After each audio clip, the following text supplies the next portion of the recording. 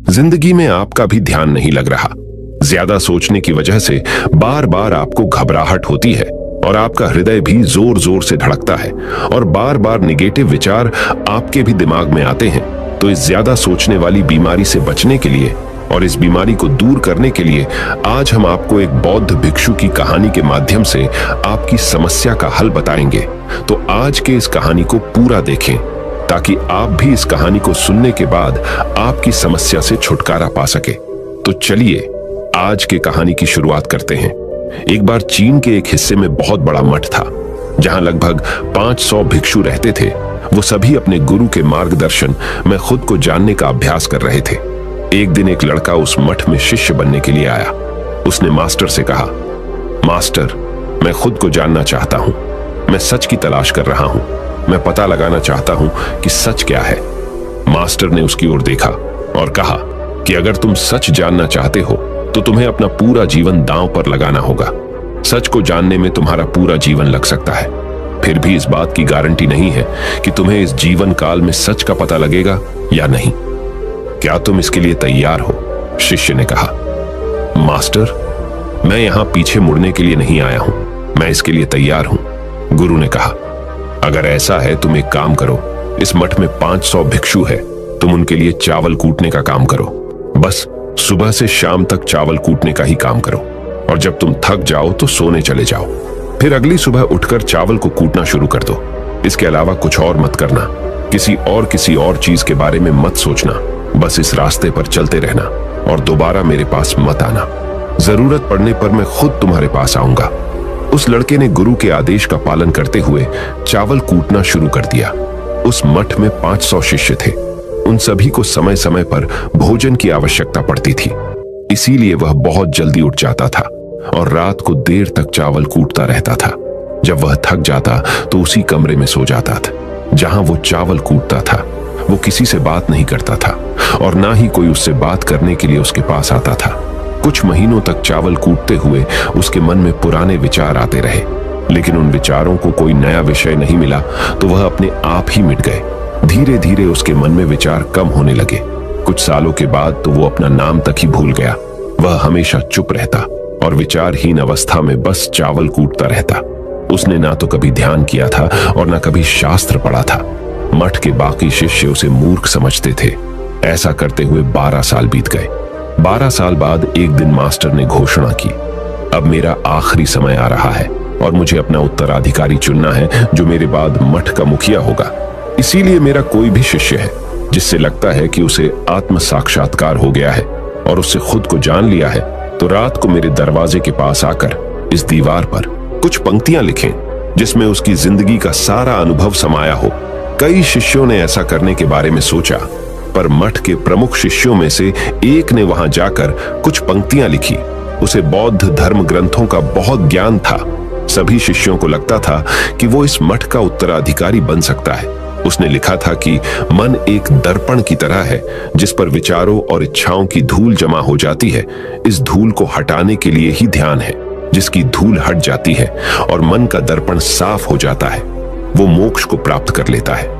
अगली सुबह जब मास्टर उठे और उन्होंने इन पंक्तियों को देखा और उन्होंने कहा कि किस बेवकूफ ने यह सब कचरा मेरी दीवार पर लिखा है। वो शिष्य जिसने यह लिखा था वो चुप रहा। हालांकि उसने जो पंक्तियां लिखी थी वो ज्ञान से भरी थी, लेकिन यह सब किताबी ज्ञान था। वो शिष्य बहुत चालाक था। उसने पंक्तियां लिखी पर उसने नीचे अपने हस्ताक्षर नहीं किए, क्योंकि वो स्वयं इसके बारे में निश्चित नहीं था कि ये सही है या नहीं, क्योंकि उसे आत्म साक्षात्कार नहीं हुआ था। गुरु ने पंक्तियों को पूरी तरह से खारिज कर दिया। ये देखकर सभी हैरान रह गए। ये घटना पूरे मठ में चर्चा का विषय बन गई। इस विषय पर बात करते हुए 2 शिष्य उस शिष्य के पास से गुजरे जो 12 साल पहले यहां आया था और दिन रात चावल कूटता रहता था। दोनों की चर्चा सुनकर वह धीरे से हंस पड़ा। दोनों शिष्य ने उसे पूछा कि तुम क्यों हंस रहे हो? दोनों शिष्य की नजर में यह चावल कूटने वाला तुच्छ ही भिक्षु था। किसी ने उसे ना तो कभी ध्यान करते हुए देखा था, ना ही कभी शास्त्र पढ़ते हुए। हर कोई उसे मूर्ख समझता था जो बस चावल को ही जानता था। उस मठ में बहुत बड़े बड़े विद्वान थे, लेकिन उस चावल कूटने वाले को किसी से कोई मतलब नहीं था। इसीलिए वह दोनों शिष्य उसे मुस्कुराता हुआ देखकर चकित रह गए। उन्होंने फिर उससे पूछा कि तुम क्यों हंस रहे हो। उसने जवाब दिया, मैं इसीलिए हंसा कि मास्टर सही बोल रहे हैं, ये सब पंक्तियां कचरा है, इन पंक्तियों का कोई मूल्य नहीं है। वो दोनों शिष्य चौंक गए। उन्होंने उसे पूछा कि क्या तुम ऐसी पंक्तियां लिख सकते हो जो इससे भी बेहतर हो। चावल पीसने वाले ने जवाब दिया, नहीं, क्योंकि मैं अनपढ़ हूं, लेकिन हां, मैं कुछ पंक्तियां कह सकता हूं। अगर तुमने उन पंक्तियों को तुम लिख सकते हो तो मैं तुम्हारे साथ जाने के लिए तैयार हूं। उन दोनों शिष्यों ने कहा, ठीक है। वे मास्टर के कमरे के पास गए और चावल कूटने वाले ने कुछ पंक्तियां बोली और दूसरे शिष्य ने उस दीवार पर लिख दिया और उन पंक्तियों के नीचे लिख दिया कि चावल कूटने वाला। उन्हें लगा कि मास्टर इस पर भी गुस्सा करेंगे। जो पंक्तियों उसने लिखने के लिए कहा था बहुत अद्भुत थी और वो पंक्तियां थी, मन तो बस एक का भ्रम है ना, तो मन है, ना ही मन का कोई दर्पण है, और जब मन ही नहीं है तो धूल कहां ठहरेगी। जो ये जानता है वो सच को जान गया। जब गुरु ने ये पंक्तियां देखी तो वे आधी रात को उठे और चावल कूटने वाले के पास गए। वह सो रहा था। मास्टर ने उसे जगाया और कहा कि ये लो, मेरी छड़ी और मेरे वस्त्र ले लो। आज से तुम मेरे उत्तराधिकारी हो, लेकिन इस मठ को छोड़कर कहीं दूर चले जाओ, क्योंकि इस मठ में बहुत सारे विद्वान हैं जो खुद को तुमसे ज्यादा श्रेष्ठ मानते हैं और वो तुम्हें मार देंगे। वो इस बात को बर्दाश्त नहीं कर सकते कि एक साधारण सा चावल कूटने वाला उनसे ज्यादा विद्वान निकला। तुम्हें वह सारा ज्ञान हो गया है जो मुझे है।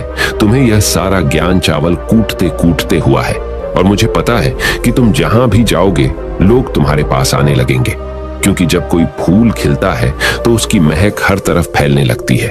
उसने अपने गुरु के पैर छुए और रात को ही वहां से चला गया। अगर हम अपनी जिंदगी में देखें तो पाएंगे बहुत से लोग सोचते हैं कि ध्यान केवल एक ही जगह बैठकर आंखें बंद कर कर ही किया जा सकता है, लेकिन हकीकत में ऐसा नहीं है। ध्यान तो चलते चलते भी किया जा सकता है, अपना कुछ काम करते हुए भी ध्यान किया जा सकता है। असल में ध्यान का मतलब यह है कि आप जो भी काम कर रहे हैं उसे अपनी शिद्दत से करें कि आपको आपके शरीर का ख्याल भी ना रहे। बिल्कुल उस चावल पीसने वाले की तरह जो चावल कूटने में इतना मग्न हो गया कि उसको खुद का कोई ख्याल ही नहीं रहा। उसने चावल कूटते हुए ही उसने आत्म साक्षात्कार प्राप्त कर लिया। हर समय वर्तमान में रहना और कुछ नहीं सोचना। मन तब तक ही है जब तक विचार है। जब विचार ही नहीं रहेंगे तो मन भी गायब हो जाएगा। जब मन ही नहीं रहेगा तभी तुम अपने आप को अच्छे से जान पाओगे। असल में हमें अपने वास्तविक रूप को जानने के लिए कोई अन्य साधना करने की आवश्यकता नहीं है। हम जो कुछ भी कर रहे हैं बस उसमें हमें पूरी तरह से खो जाने की जरूरत है। अपने काम में इस कदर से लीन हो जाओ कि आपका काम भी ध्यान बन जाए। ज्यादा सोचने वाले लोगों के लिए दूसरी रहस्यमयी कहानी अब हम आपको बताएंगे, तो चलिए कहानी की शुरुआत करते हैं।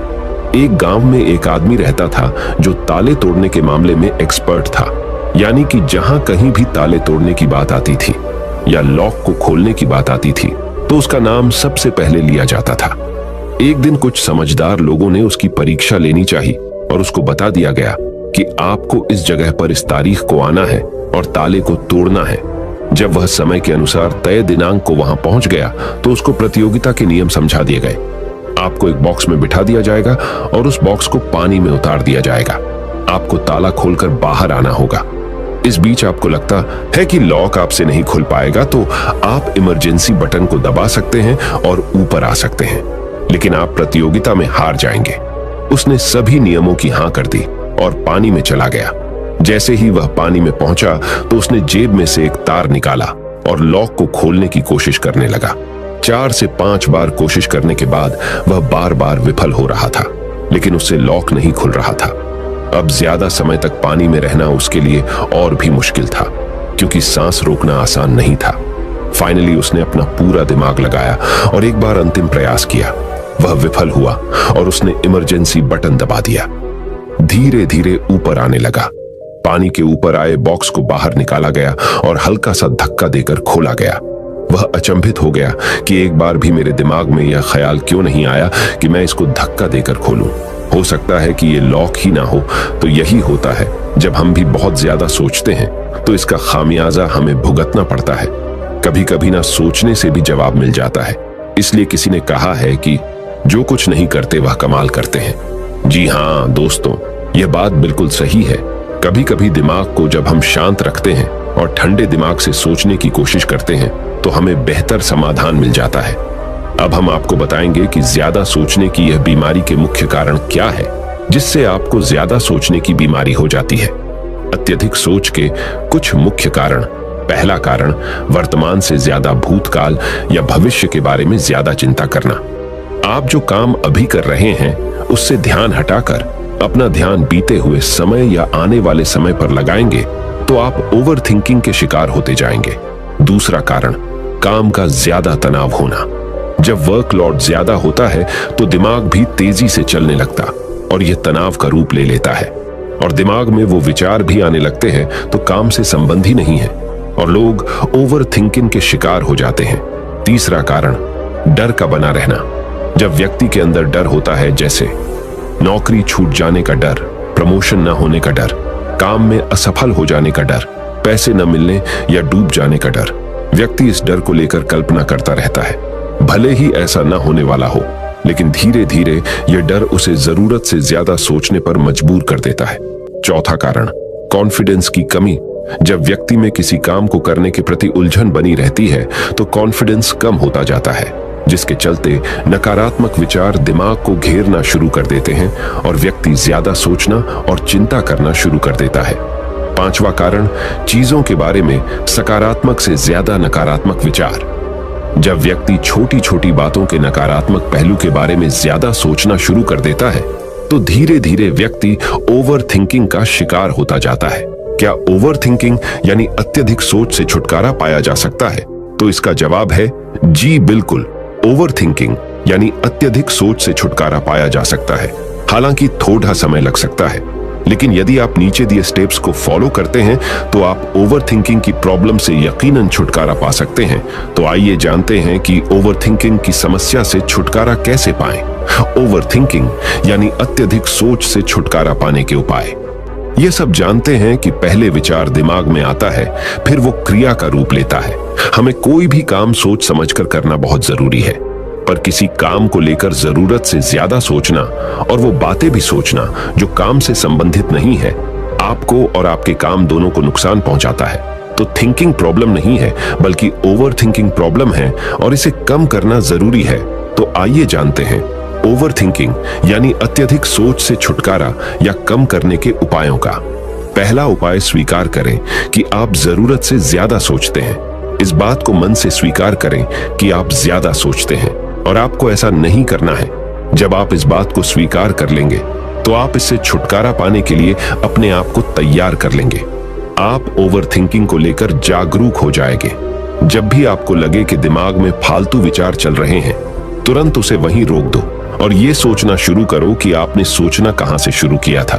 तब आपको मालूम होता जाएगा कि आप कितनी फालतू की बातें सोचकर अपना समय और शक्ति बर्बाद कर रहे हैं। दूसरा उपाय, हमेशा सकारात्मक सोचने की कोशिश करें। क्या गलत हो सकता है कि जगह क्या अच्छा हो सकता है। सोचें। नकारात्मक विचार डराते हैं और आपका दिमाग चिंता से दौड़ने लगता है। जब आप उन नकारात्मक चीजों पर ध्यान केंद्रित करने लगते हैं जो कहीं हो गई, तो तब आप दिमाग के गुलाम हो जाते हैं। लेकिन जब आप सकारात्मक रूप से सोचते हैं तो दिमाग आपका गुलाम होता है। सकारात्मक रहने का मतलब यह नहीं है कि आप चीजों के सिर्फ एक पहलू को देखें, बल्कि सही और गलत दोनों पहलुओं को देखना जरूरी है। पर केवल नकारात्मक सोचना या ज्यादा नकारात्मक विचार आपको अनुचित सोचने पर मजबूर कर देते हैं। तीसरा उपाय, योग, ध्यान और व्यायाम करें। योग, ध्यान और व्यायाम मस्तिष्क और शरीर को स्वस्थ रखते हैं। ध्यान काफी लाभदायक है, इसे अपने जीवन का हिस्सा बनाएं। चौथा उपाय, वर्तमान क्षण में जीने की कोशिश करो। कभी कभी लोग बीती हुई बातों या घटना के बारे में ही सोचते रहते हैं और तनाव में आ जाते हैं। इसी प्रकार जो समय आने वाला है उसे लेकर भी इतनी चिंता करते हैं कि तनाव में रहते हैं। तनाव में दिमाग हावी हो जाता है और फालतू बातें सोचने लगता है। जो समय बीत गया है उससे सीख लो, जो आने वाला है उसकी तैयारी करो। लेकिन यह आप तभी कर सकते हैं जब आप वर्तमान में रहें। इसलिए आप जो अभी कर रहे हैं तो पूरा ध्यान उसी पर लगाओ। पांचवा उपाय, जो बात आपको परेशान कर रही है उसे लिख लें। आपके सोचने के तरीके और आपके महसूस करने के तरीके के बीच एक मजबूत संबंध है। आपके सोचने का तरीका आपकी भावनात्मक स्थिति को प्रभावित करता है और आपकी भावनात्मक स्थिति आपके सोचने के तरीके को प्रभावित करती है। तो जो बात आपको परेशान कर रही है उसे लिख लें। अब उस बात के बारे में यह लिखें कि यह आपको क्यों परेशान कर रही है। अब अपने आप से प्रश्न करें कि क्या इस समस्या का हल परेशान रहना है। यदि नहीं तो उसका हल ढूंढें, और यही इसका कोई हल नहीं है तो परेशान रहने और सोचते रहने से क्या होगा। जब धीरे धीरे आप ऐसे करेंगे तो इस चीज की आपको आदत पड़ी ढहती जाएगी और आप अनावश्यक सोचना बंद कर देंगे। छठा उपाय, अपनी भावनाओं का नियंत्रण रखो। भावनाओं पर नियंत्रण रखने का मतलब यह बिल्कुल भी नहीं है कि आप अपनी भावनाओं को दबाएं, लेकिन आपको अपनी भावनाओं पर नियंत्रण रखना होगा। जब आप अपनी भावनाओं पर नियंत्रण रखते हैं तो हकीकत को देख पाते हैं। अनियंत्रित भावनाएं दिमागी विचारों को बेफजूल गति प्रदान करती हैं। सातवां उपाय, चिंता नहीं चिंतन करें। चिंता ओवरथिंकिंग को जन्म देती है और चिंतन क्रिएटिविटी को जन्म देता है। फालतू सोचने की जगह कोई कहानी, कोई लेख, कविता या कुछ रचनात्मक सोचें। आठवां उपाय, अपने पसंद की चीजें करें। जब भी आप फ्री हो तो कोई भी ऐसा काम करो जिसे करना आपको अच्छा लगता हो। किताबें पढ़ें, गाने सुने, गाने गाएं, घूमने जाएं। यदि आपके घर में बच्चे हैं तो बच्चों के साथ खेलें। अपने दोस्तों से साथ समय व्यतीत करें। नौवां उपाय, अपना सर्वश्रेष्ठ स्वीकार करें। जब आप ज्यादा सोचते हैं तो न चाहते हुए भी आप नकारात्मक बातें सोचते हैं और अपने आप को औरों से कम आंकने लगते हैं। याद रखें, कोई भी परफेक्ट नहीं होता। जो आप हैं, आप जैसा कोई नहीं है। लोग क्या कहते हैं इस पर ध्यान देने की बजाय अपना सर्वश्रेष्ठ स्वीकार करें, अपने ज्ञान को बढ़ाते रहें और पॉजिटिव रहें। 10वां उपाय, मन को शांत रखें। आधुनिक जिंदगी भाग दौड़ और तनाव भरी है। अधिकतर लोगों के साथ तनाव में बने रहना इतना सामान्य हो जाता है कि उन्हें इस बात का पता ही नहीं चलता कि धीरे धीरे तनाव उनके मानसिक और शारीरिक स्वास्थ्य पर बुरा प्रभाव डाल रहा है। जब मन अशांत होता है तब नकारात्मक और बेफिजूल के विचार हमारे दिमाग में घर करने लगते हैं। यदि आप ओवरथिंकिंग से छुटकारा पाना चाहते हैं तो अपने मन को शांत रखें। आपकी सोच को बदल देने वाली 3 कहानियां अभी हम आपके सामने प्रस्तुत कर रहे हैं, तो इसे ध्यान से सुने। यह आपकी जिंदगी बदल लेंगी। पहली कहानी, चमकीले नीले पत्थर की कीमत। एक शहर में बहुत ही ज्ञानी प्रतापी साधु महाराज आए हुए थे। बहुत से दीन दुखी परेशान लोग उनके पास उनकी कृपा दृष्टि पाने हेतु आने लगे। ऐसा ही एक दीन दुखी गरीब आदमी उनके पास आया और साधु महाराज से बोला, महाराज मैं बहुत ही गरीब हूं, मेरे ऊपर कर्जा भी है, मैं बहुत ही परेशान हूं, मुझ पर कुछ उपकार करें। साधु महाराज ने उसको एक चमकीला नीले रंग का पत्थर दिया और कहा कि यह कीमती पत्थर है, जाओ जितनी कीमत लगवा सको लगवा लो। वो आदमी वहां से चला गया और उसे बचने के इरादे से अपने जान पहचान वाले एक फल विक्रेता के पास गया और उस पत्थर को दिखाकर उसकी कीमत जाननी चाहिए। फल विक्रेता बोला, मुझे लगता है ये नीला शीशा है, महात्मा ने तुम्हें ऐसे ही दे दिया है। हाँ, यह सुंदर और चमकदार दिखता है, तुम मुझे दे दो, इसके मैं तुम्हें 1000 रुपए दे दूंगा।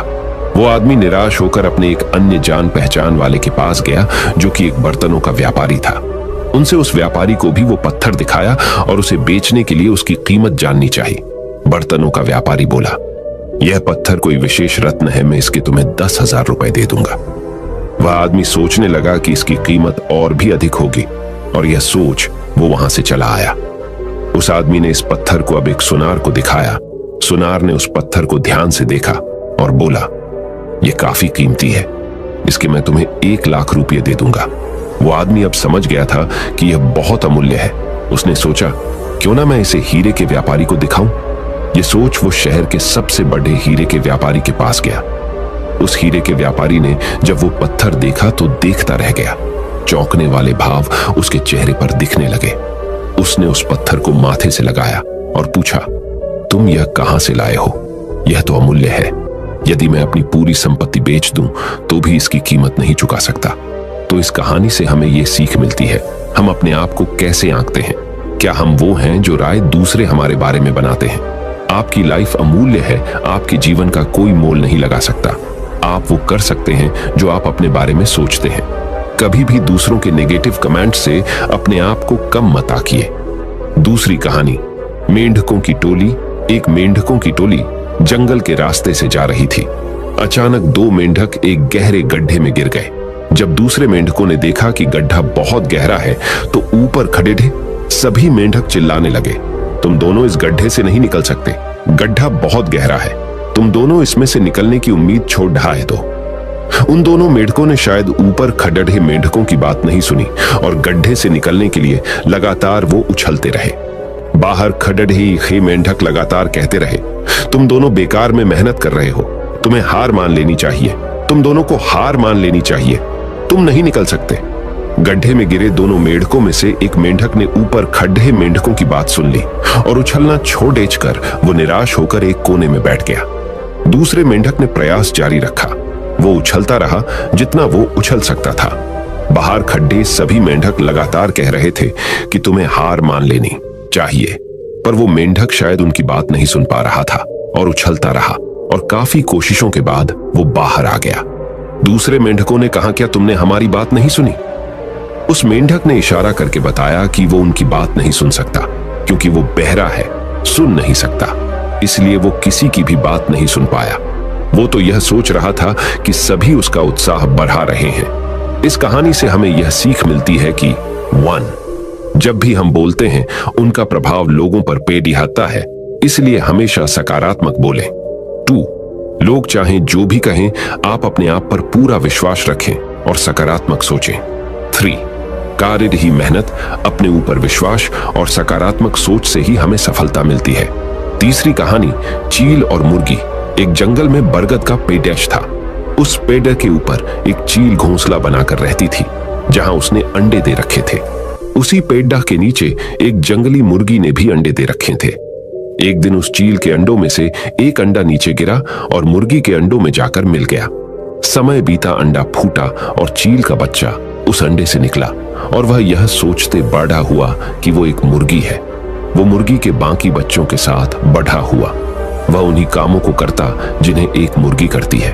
वो मुर्गी की तरह ही कुड्डाता, जमीन खोद कर दाने चुगता और वो इतना ही ऊंचा उड़ डाह पाता जितना कि एक मुर्गी उड़ डाहती है। एक दिन उसने आसमान में एक चील को देखा जो बड़ी शान से उड़ डाह रही थी। उसने अपनी मुर्गी मां से पूछा कि उस चिड़िया का क्या नाम है जो इतना ऊंचा बड़ी शान से उड़ डाह रही है। मुर्गी ने जवाब दिया, वह एक चील है। फिर चील के बच्चे ने पूछा, मां, मैं इतना ऊंचा क्यों नहीं उड़ पाता? मुर्गी बोली, तुम इतना ऊंचा नहीं उड़ सकते क्योंकि तुम एक मुर्गे हो। उसने मुर्गी की बात मान ली और मुर्गे की जिंदगी जीता हुआ एक दिन मर गया। इस कहानी से हमें यह सीख मिलती है कि जो भी हम सोचते हैं या कुछ नया करने की कोशिश करते हैं तो दूसरे हमें यह कहकर रोकते हैं कि तुम ऐसा नहीं कर सकते, ऐसा नहीं हो सकता, और हम अपना इरादा यह सोचकर बदल लेते हैं कि वाकई मैं यह नहीं कर सकता और हार मान लेते हैं। इसका मुख्य कारण है अपने ऊपर भरोसा न होना, अपनी शक्तियों पर भरोसा न होना, अपने काम पर भरोसा न होना। दोस्तों, जो लोग कहते हैं कहने दीजिए, लोगों का काम है कहना। अपने आप पर भरोसा रखें, अपने आप को पहचानें। दोस्तों, अगर जीत निश्चित हो तो कायर भी LDDH जाते हैं। बहादुर वो कहलाते हैं जो हार निश्चित हो फिर भी मैदान नहीं छोड़ डाहते। मित्रों, उम्मीद करता हूं कि आपको इन 3 कहानियों से अपनी सोच को बदल लेने में मदद मिली होगी और आपको अपने ज्यादा सोचने वाली समस्या से छुटकारा पाने के उपाय भी इस वीडियो के माध्यम से आपको मिले होंगे। इस वीडियो से आपको कुछ सीखने को मिला हो तो इस वीडियो को अपने दोस्तों के साथ जितना हो सके उतना शेयर कीजिए और इस वीडियो के एक लाइक कीजिए और हमारे चैनल को सब्सक्राइब कीजिए। इस वीडियो को देखने के लिए आपका बहुत बहुत धन्यवाद। नमो बुद्धाय। दोस्तों, अगर ये वीडियो आपको अच्छा लगा होगा तो प्लीज़ लाइक, सब्सक्राइब और शेयर ज़रूर कीजिएगा। धन्यवाद। थैंक्स।